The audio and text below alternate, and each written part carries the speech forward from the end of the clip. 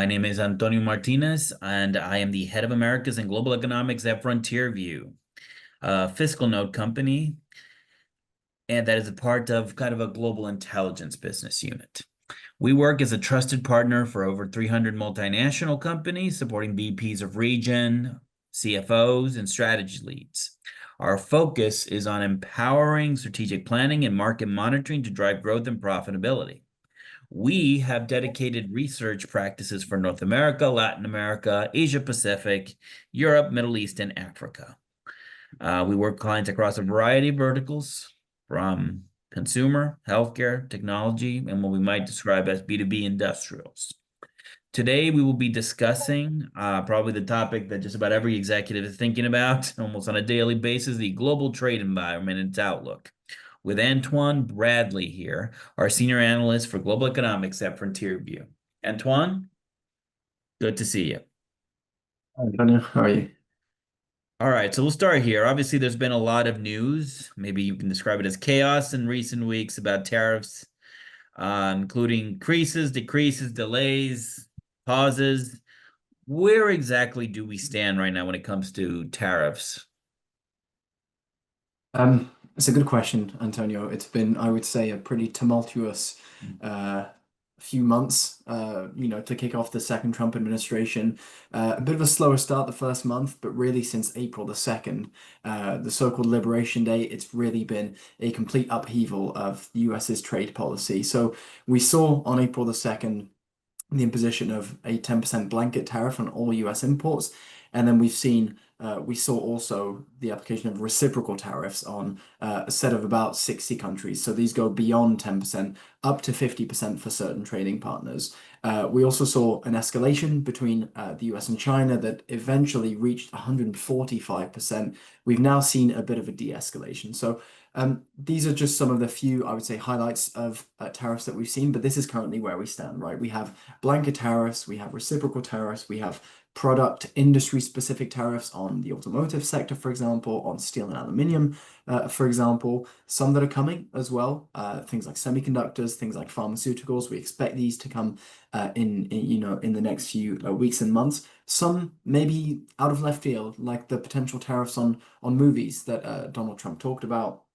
And then we also have tariffs on Mexico and Canada on products that aren't USMCA compliant. So it's a bit of a puzzle trying to figure everything out. And crucially, we don't really know where the dust is going to settle. I talked about these reciprocal tariffs. We know that the week after April 2nd was, again, tumultuous, a lot of financial market volatility. And Trump said, right, we're going to put a 90-day pause on these tariffs, figure everything out. And by mid-July, we'll have some of these deals. The same's happened with China. We've seen a bit of a pause, a ceasefire, if you will, a bit of a de-escalation. So the current, average, or rather the tariff rate on, the US's trading partners is currently at 10% for most of them. On China, it's at 30%, but we don't really know if this is a permanent kind of, arrangement or if it's just a temporary one. And so we don't really know where the dust is going to settle. And that's feeding into a lot of uncertainty. And that's leading to, quite a big impact from a trade perspective, from an investment perspective, from a consumer perspective. Okay, so right now, obviously, we're in the middle of this 90-day pause, and I think a lot of executives are looking to that early July deadline with trepidation. So how are negotiations between the Trump administration and these other countries? How is that going? Yeah, well, I mean, when the 90-day pause was announced, the Trump administration and notably his trade advisor, Peter Navarro, said we'll negotiate 90 deals in 90 days. We knew back then that that was ambitious. It's proving to be really quite difficult. We're about, I would say a third of the way into this 90-day pause, and we've seen one deal, which is with the UK. Even that was a relatively high level, sort of almost cosmetic deal. And crucially, the 10% tariff on imports from the UK remained, right? So that's where we think the floor is. That's the best that countries can hope for. But really, there's not a ton of clarity elsewhere. Countries that we expected to sign deals relatively early on, India, Japan, we're still waiting on these, and we're getting conflicting reports. When it comes to Japan, and we're seeing maybe a sort of changing tack when it comes to the negotiation strategy. They came in offering concessions. Now they're saying maybe it's worth waiting the US out maybe we don't need to rush into this because we don't want to sign a deal that doesn't favor us. The EU is also sending its own set of proposals, but EU trade officials have come out of negotiations, said, look, we're not really optimistic about all this because we don't really know what the US is trying to achieve with some of these tariffs. And then with China, we'll see what happens during the next 80, 90 days during this pause that they have. But the point is there are some sort of key differences or key obstacles when it comes to negotiations that we think will, drag these negotiations on into well into 2025 and potentially early into 2026. So the point is that we're not going to get much clarity in the near term when it comes to the US's trading relationship with a set of trading partners. The last point I want to make is that the big countries, they get to negotiate. But Trump said a few days ago, look, we just don't have the time, we don't have the capacity, we don't have the people to negotiate with everybody. So for a lot of these countries, we're just going to tell them this is what your tariff rate is, and there's just no negotiation. And so this is where you could potentially get a bit of a differential between some of the bigger trading partners and some of the smaller ones, and then obviously the different impacts stemming from that. Okay, but so where does that leave us? Where we go from here? It's very easy to say, well, it's all up in the air, but what are the scenarios we expect for U.S. tariffs in the global economy? Well, yeah, this is I think the key word, which is scenarios, which is there isn't one obvious path forward. We just don't know. There's an incredible amount of uncertainty. And so we're currently working on developing some scenarios here at FrontierView on, okay, what are what is the range of potential outcomes when it comes to tariffs and therefore the impact on the global economy. So we have four scenarios that we're currently developing at the moment. We have two extreme ones, right? Which is one which is the worst case scenario, a rerun of the disastrous Smoot-Hawley episode of the 1920s, and then a full climb down. So the first one is effectively we continue to get major escalations from the US when it comes to tariffs, but it doesn't, this is something that spreads to the rest of the global economy. All other countries or most, big economies start raising their own trade barriers, their own tariffs in response to the US's moves.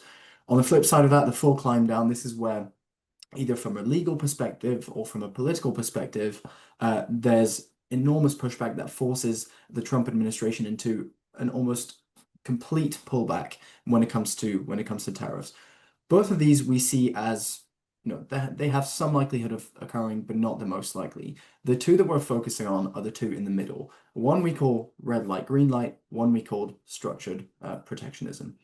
The red light, green light one is just more of the same, right? What we've just seen in the last 3 months, which is tariffs keep chopping and changing. Donald Trump can't seem to make up his mind. He announces changes via social media. There's a lot of grandstanding, for example, with China. No real clarity as to what the trading relationship is with Mexico, with the EU, with Canada, with India, for example. And that continues over the next 18 months. And that means businesses don't have that clarity. And so from a growth perspective, that really does lead to a pretty big slowdown in the US and China and the rest of the global economy.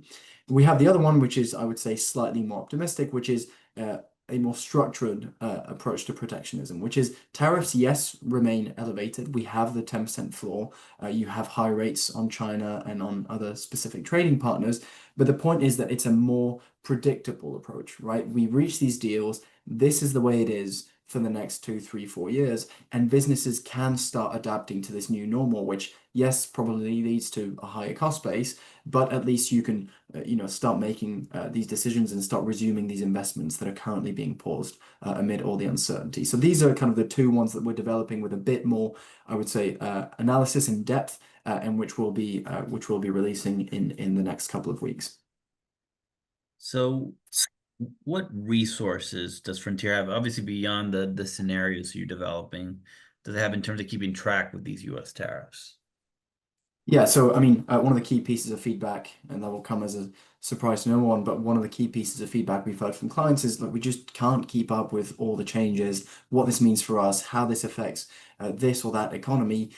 It's just too much news at once. And so one of the things that, aside from the scenarios which we're developing, but one of the things that we've brought out at FrontierView is our Trump tariff tracker hub. And within this hub, we have a report which we're updating every week. So the Trump tariffs, our latest view, which is on every Friday, we highlight any changes in terms of the US's trade policy that week, how that impacts the global economy, how that impacts our forecast for the world's largest economies, and that's something that clients can expect every week from us. We're also running a survey, actually, which we released just today until the 30th of May, to kind of get a sense of what our clients are thinking, what they're doing early on into the turmoil that is being brought about by these tariffs. And that's a piece of content that we'll be bringing out again early into June, so that companies can sort of benchmark their own decisions and their own analysis of the situation against those of others. So we're keeping a high frequency pace here at FrontierView. All right, that makes a lot of sense. Thank you, Antoine, for all of your comments and your analysis.